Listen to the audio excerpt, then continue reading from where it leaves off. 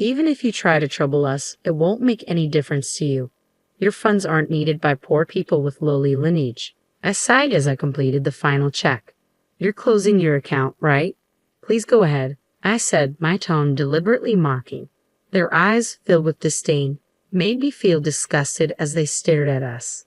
I decided it was time to give those who judge others by their background a taste of their own medicine. With that thought, I smiled. My name is Tiffany, a 29-year-old office worker. Currently, I live a peaceful life with my mom while working. My dad passed away from an illness when I was young. His chronic condition had worsened early on. Despite being involved in various businesses and always busy with work, he treasured his family time, and I have fond memories of playing with him on his days off. Mom and I were initially shocked by Dad's death, but Mom, not wanting me to feel lonely, cherished our time together. Fortunately, when Dad fell ill, he ensured with his former CEO that there were enough funds secured for our livelihood. Thanks to that, I was able to go to college, and both Dad's and Mom's parents were very supportive. Especially my paternal grandparents, who lived nearby, took great care of me when Mom was at work or away. We still go back to both sets of grandparents for holidays like Christmas and spend time together. I am who I am today thanks to the support of many people. To give back, I went to a national university and got a job at a major company. I considered working at the bank my dad was supposed to inherit, but chose a career I loved instead, following the advice to do what you love.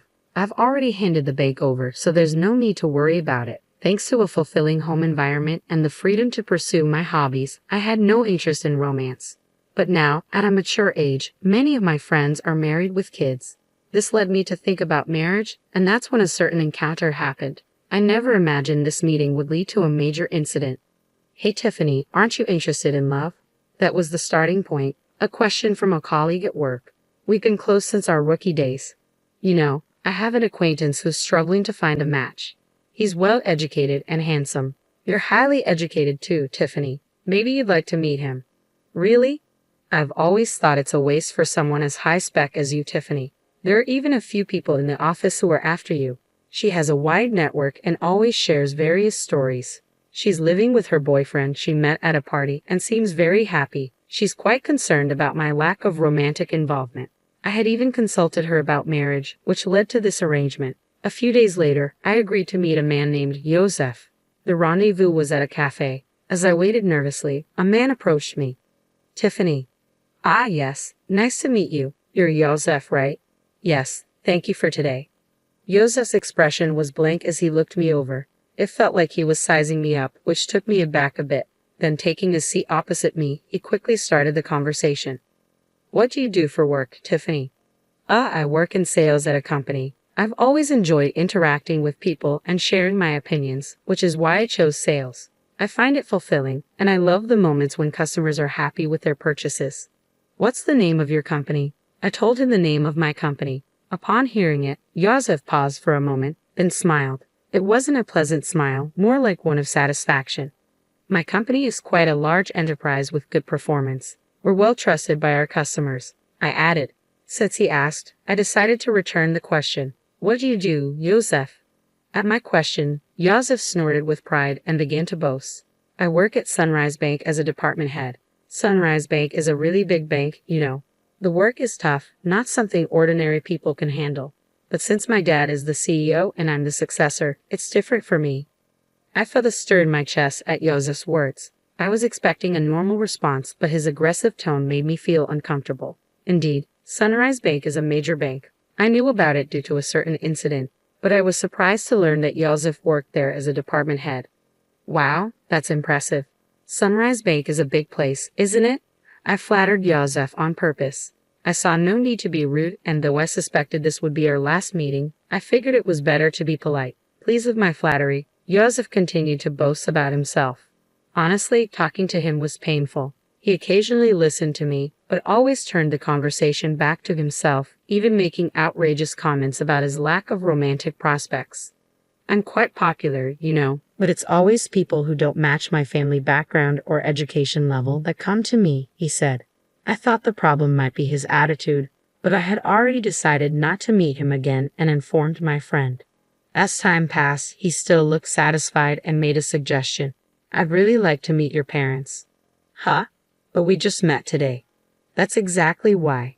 Parents' excellence is important, especially if we're going to date, right? Inside, I screamed, I have no intention of dating you, but he seemed oblivious to my discomfort and kept pushing forward. When are your parents available? I'll have to discuss it with my mom. What about your dad? As Yosef pressed on, I felt a growing sense of disgust but couldn't find the strength to cut him off. My dad passed away when I was young. At my words, Yosef narrowed his eyes. After a moment of silence, he simply said, I see, and fell silent, pondering. Well, send me a date that works for you later. I'll adjust my schedule. No, thank you. Should we leave then? Before I could finish, Yosef stood up. It felt like talking to someone from a different world.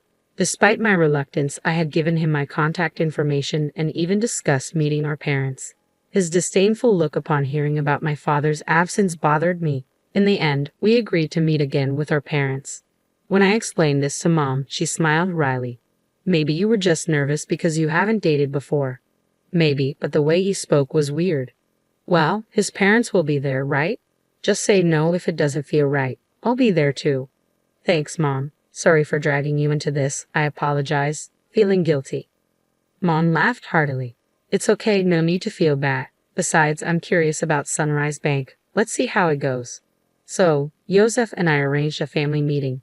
At that time, I had no idea Yosef had planned the meeting for such a shocking purpose. On the day of the meeting, we arrived at the place Yosef had chosen. It was a fancy restaurant. It's a big place, isn't it? Yes, it is. Inside, our table was ready, but Yosef hadn't arrived yet. We entered and waited, and shortly after the scheduled time, Yosef and his family arrived. Sorry we're late, the traffic was terrible. Nice to meet you, thank you for today. Yosef's family unapologetically took their seats. Irritated but not wanting to start a fight, I initiated the family meeting.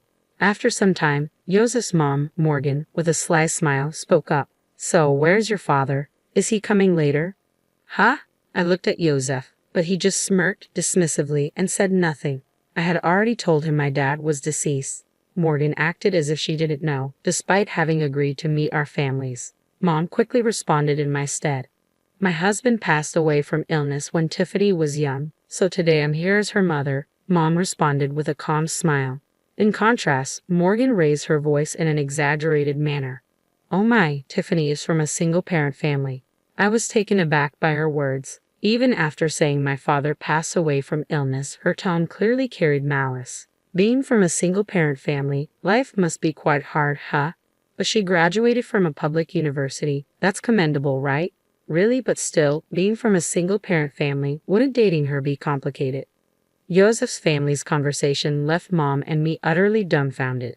Despite being present, they spoke so disrespectfully, mocking us as if being from a single-parent family was something shameful.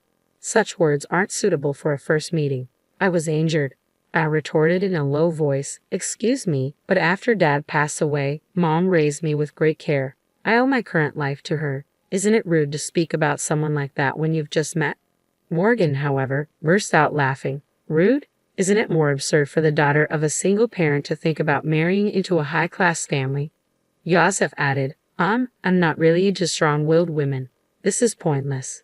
Realizing there was no getting through to them, I just stared at them in disbelief. I had high hopes since she works at a major company. Morgan continued, well, you'll eventually carry on Sunrise Bank, so maybe she's not quite at your level. As they hurled more insults, I felt no need to listen anymore. Trembling with anger, Mom glared at them. Did you invite us here today just to look down on us? I heard from Tiffany about the other day. You're enjoying berating us for being a single-parent family, aren't you? It was the first time I heard her speak so sternly. Please stop with the accusations. It was just a little teasing, right? Morgan replied, her tone dripping with mockery. No one feels good being mocked, and all your remarks are condescending. We have no intention of listening to this any further, Mom stated clearly. Yosef's family looked displeased at Mom's clear statement. Presumptuous for commoners. Commoners, huh? Indeed, that may be the case, but this has made up my mind, Mom said. Yosef's family looked briefly surprised at Mom's words, then burst into laughter. They seemed to be thinking, what can you possibly do? Mom sighed and began to speak. Actually, we have funds deposited with your bank, but we don't wish to entrust them to people like you. Oh, really? But we don't know your name, so it can't be much, right? It's probably insignificant. Morgan scoffed. That's right. Even if you try to trouble us with your funds, it won't really affect us. Low-class poor people are not needed, Yosef added disdainfully. I realized that even Mom's last attempt at reconciliation was in vain, but they continued to speak disdainfully, unaware. I sighed and made the final confirmation. We're closing our account. Okay, go ahead, came the mocking tone. Yosef's family looked at us with disdainful expressions. I thought to myself, let's make those who judge others by their background suffer a bit. I smiled at the thought. Is that so? Then we will proceed as such, and please consider this meeting never happened. Of course, we had no intention of marrying a daughter from a single-parent family. Well then, we will take our leave now. Mom and I stood up. Oh, don't worry about today's bill. It's too expensive for you. Is that so? Well then. With that, our family meeting ended. Later, I made a phone call. Weeks later, my mobile phone was flooded with calls from Yosef. Of course, I had anticipated this and had no intention of answering. It was their own responsibility. I immediately blocked the number. A few days later, I received a call from Grandpa Kyle. Summoned by him, Mom and I headed to Sunrise Bank. In the meeting room, Yosef's family, looking pale, was present.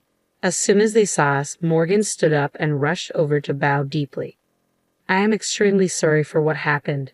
I didn't reply to Morgan's words, just smiled and began to speak. What exactly are you apologizing for? At my words, Morgan bit her lip hard, trembling with anger. That was understandable. There were too many things for which they should apologize. That's probably why she was feeling so frustrated. This whole situation started because I said we would close our account that day. Our account wasn't particularly large, so closing it wouldn't have caused much damage. But Kyle's case was different.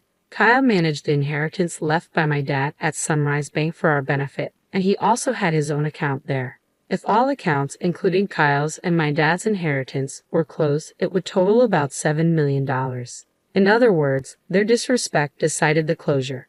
Importantly, Kyle was the former CEO of the bank. Dad was supposed to take over the bank but passed away young, so the position went to Scott. I didn't know that Tiffany was related to the former CEO, Scott said, looking anxious, as if making an excuse. That's no excuse, I replied. Even if you didn't know, your prejudice against our family is your own fault. You mean if we were relatives, you would have treated us differently? Hey, don't talk to Dad like that. It's your fault for not telling us from the start that your grandpa was the former CEO, Yosef interjected. I don't have any obligation to tell a stranger like you that. Besides, you were the one who started it and made fun of us, remember? Yosef, unable to retort, narrowed his eyes in frustration. You insulted me knowing I was from a single-parent family. When I said I would transfer the account due to insecurity, you told us to go ahead. We just did as we were told. But it's just that. It may be just that for you, but have you ever thought about the feelings of someone whose family has been insulted? Silence fell. Morgan was trembling, looking hopeless, and Scott was hanging his head, but Yosef still seemed unconvinced, his face full of dissatisfaction. Getting all high and mighty just because people talk to you, Yosef muttered, unrepentant. At that moment, the door to the conference room opened and Kyle appeared. Seeing Kyle's stern face, Scott and Morgan turned even paler, frozen in place. Only Yosef glared at me. Even after giving you a chance to reflect, you're still only thinking about yourselves, Kyle said, the former CEO's presence commanding the room. It's not my fault, it's her. Watch your words. If you continue, you'll end up even more miserable, Kyle warned. Silenced by Kyle's words, Yosef glared at me again. Then, as if resigned, he burst out, No way. Who would think a single parent's relative was the former CEO? You knew I was the future CEO and came to the family meeting just to mock us. Yosef, be quiet, Kyle said sternly, glaring at him. Yosef was breathing heavily, still fuming. Future CEO, huh? Kyle then turned his gaze to Scott. Scott shrank even more under Kyle's intense scrutiny. I understand wanting to leave the bank to your son, but now that I know his mindset, it's impossible for him to continue as CEO. That's ridiculous over something like this, Scott started to retort but sat down again under Kyle's stern gaze. You still don't understand that your attitude is the problem. Though I'm retired, the board will decide. If you have something to say, say it to them. Remember, we recorded the previous conversation and this one. Don't forget that the voice recorder will serve as evidence.